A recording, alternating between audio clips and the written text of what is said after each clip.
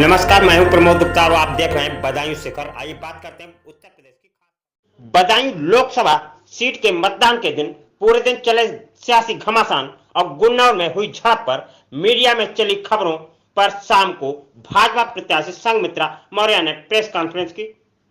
आइए सुनते हैं उनकी प्रेस कॉन्फ्रेंस की खास बातें।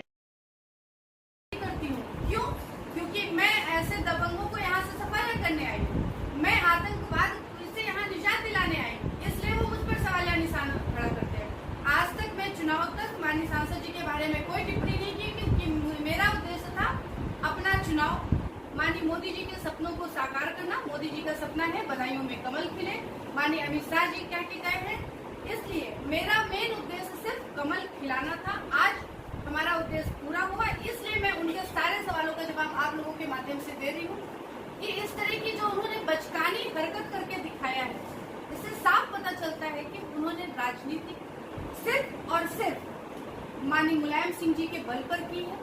उनका अपना कोई वजूद नहीं है। अगर उनका वजूद होता, वो जो हर जगह अपना कॉलर टाइट करके कहते हैं कि वो विकास पुरुष है, अगर उन्होंने विकास किया होता और अगर उन्हें अपना विकास बदायूं लोकसभा में दिखाई दे रहा होता, तो आज जो उनकी ये दुर्दशा हो रही है, वो हर किसी पर अनारगल बयानबाजी कर रहे हैं, कभी माननीय मंत्री जी पर, कभी संघमित्रा मौर्य पर, कभी पार्टी पर, वो दिन उनको ना देखने पड़ते। आज कई जगह वो बोल देते हैं वो तो चली जाएगी, संघमित्रा मौर्य पार्टी की सिपाही है। पार्टी संघमित्रा मौर्य को जहां भेजेगी, संघमित्रा मौर्य वहां जाएगी। उन्होंने एक तो ये माननीय सांसद जी की एक हार है जो 23 मई को, आज 23 अप्रैल हो गई, जिस दिन मैं आई हूँ उसी दिन से उनकी खटिया में खड़ी कर चुकी थी। आज जनता ने अपना मतदान करके उनके बिस्तर को बांध दिया है और 23 मई को जिस दिन गिनती है, उस दिन उनका बोरिया बिस्तर यहाँ से फेंक दिया। किसी एक व्यक्ति की नहीं होगी, नाम जरूर एक का होगा, लेकिन जीत इस बार बदायूं लोकसभा की जनता की होगी, जिसने अन्याय, अत्याचार, आतंक के खिलाफ लड़ाई लड़ने का काम किया है।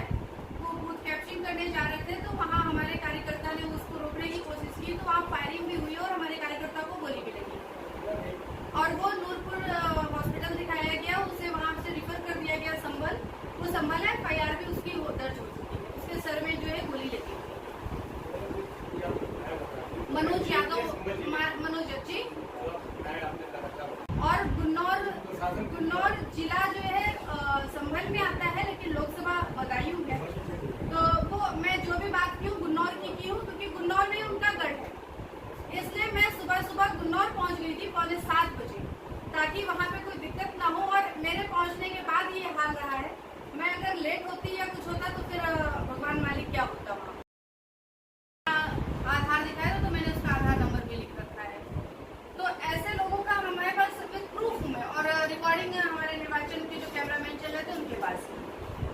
तो वो यदुवंशी ने कि संघमित्रा मौर्य बूथ कैप्चरिंग कर रही है और उनके ऊपर पथराव किया गया। टीवी में चला कि संघमित्रा के ऊपर पथराव हुआ, लेकिन उनके सहयोगियों ने ऊपर बड़ा सा अच्छा सा लिखा कि भाजपा प्रत्याशी संघमित्रा मौर्य बदायूं में बूथ कैप्चरिंग करने गई हुई थी और बदायूं की जनता ने उन्हें मुंह तोड़ जवाब दिया। बदायूं की जनता से तो मैं ऐसे लोगों को ये भी बताना चाहूंगी कि उस चीज की भी रिकॉर्डिंग हमारे पास है, और वो रिकॉर्डिंग में हमने नहीं, निर्वाचन के कैमरे में सीधे संघमित्रा मौर्य ने कहा है कि ना वो एक वोट पर्ची डालेंगी और ना डालने देंगी। जो मतदाता अपनी मर्जी से आए, एक बूथ पर ये भी हुआ, मतदाता समझ ही नहीं पा रहा था कि उसको करना क्या है, तो एक ने बोला कि साइकिल वाला बटन दबा दो। तो मैं वहीं पर थी, मैंने उसके ऊपर गुस्सा भी किया और मैंने कहा आप चिन्ह क्यों बता रहे हैं, आप सीधे उससे बताइए कि जो भी तुम्हें चिन्ह दबाना हो उसके सामने नीला बटन है। बल्कि मैंने उसको बना करके समझाया भी कि अम्मा इस तरह से नीला बटन होगा। तो मैंने कहा कि पानी पिलाने के लिए उन्हें कोई और भी मिल सकता था, उनके साथ अन्य 3-4 सहयोगी हैं, उन्हें भी प्यास लग रही होगी, भूख लग रही होगी, वो भी अपना मैनेज कर रहे होंगे, उसी तरह आपकी वाइफ भी कर सकती है। आप घर में तो वाइफ का ध्यान नहीं देते हो, यहाँ पर आकर के आप पानी पिलाने वाइफ को आए हुए हो, अपना निकाल निकालो। तो वो बड़ी मुश्किल से एकदम उसके पसीने छूटे और जब वो जैसे ही बूथ से बाहर निकला है, बूथ से बाहर निकलते वो पूरे गांव को इकट्ठा कर लिया। तो अब इससे अंदाजा लगाइए वो बीबी को पानी पिलाने आया था, बूथ के अंदर बूथ कैप्चरिंग करने आया। तो आप छुट्टी ले लेते, ड्यूटी ना करते, और अभी वो बच्ची तो है नहीं कि आप पिलाओगे तभी वो पिएंगे, वो लेके प्यास। उस पर भी हमने कार्रवाई की है। सेक्टर मजिस्ट्रेट, डीएम, एसपी सब वहाँ पे, डीएम तो नहीं लेकिन एसएसपी आ गए थे, हमारे एसडीएम आ गए थे। एक जगह वो तुम्हारा वोट पड़ेगा, लेकिन वहाँ पे उनसे बोला गया साइकिल वाला बटन दबा दो, उसका भी मैंने ऑब्जेक्शन किया। एक जगह में गई, वहाँ पर प्रधान जी पूरी तरह से बूथ कैप्चरिंग का मूड बनाए हुए थे। 2-4 लोगों का उन्होंने वोट पर्ची लेकर के डाल भी दिया था। भोना नगला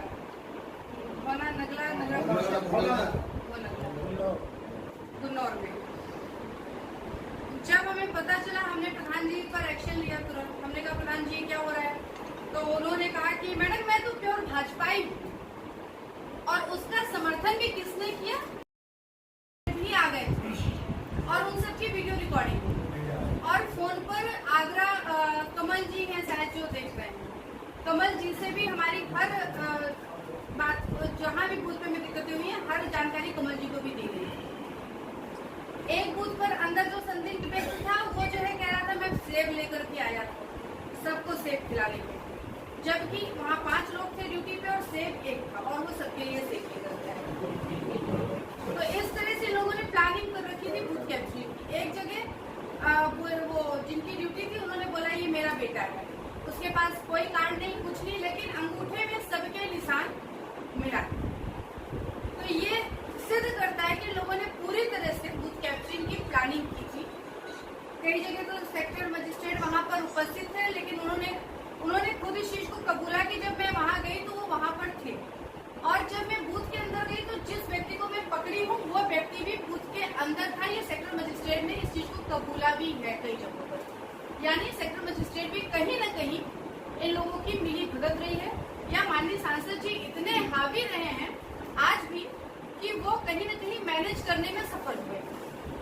मैं उनके मैनेजमेंट पर नहीं, लेकिन हाँ उनकी दबंगई पर जरूर सवाल उठाऊंगी कि जब आज भारतीय जनता पार्टी की सरकार है और वो इतनी दबंगई दिखा रहे हैं, तो वो समाजवादी पार्टी की सरकार में 2014 का चुनाव लड़े होंगे, तब उन्होंने क्या किया होगा, सवाल इस पर